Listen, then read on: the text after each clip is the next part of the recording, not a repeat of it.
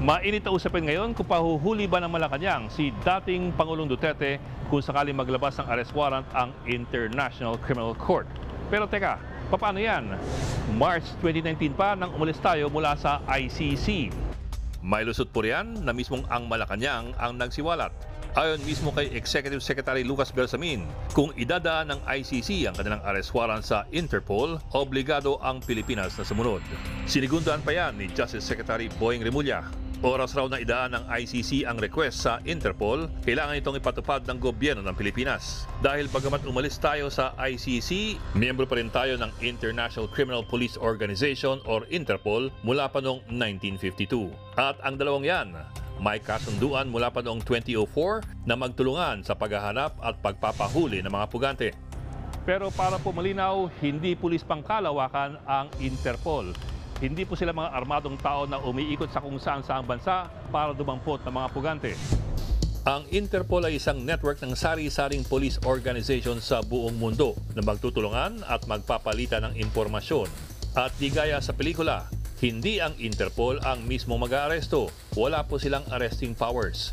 Ang gagawin lamang ng Interpol ay maglalabas ng mga notice sa kanilang halos 200 member countries.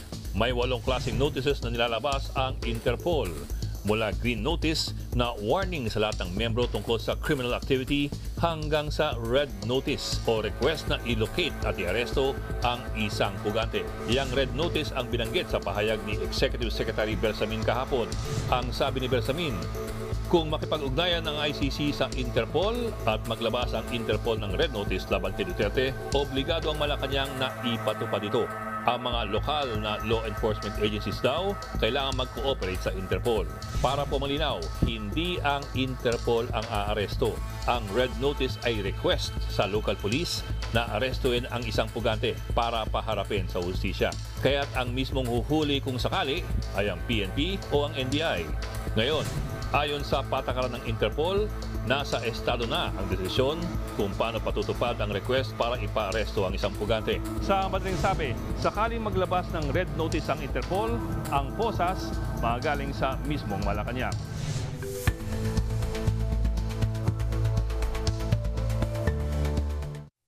Mga kapatid, Cheryl Cosim po, huwag maging huli at maging una sa lahat sa balitaan. Para sa tuloy-tuloy na talakayan sa Frontline, mag-follow at mag-subscribe sa social media pages ng News 5.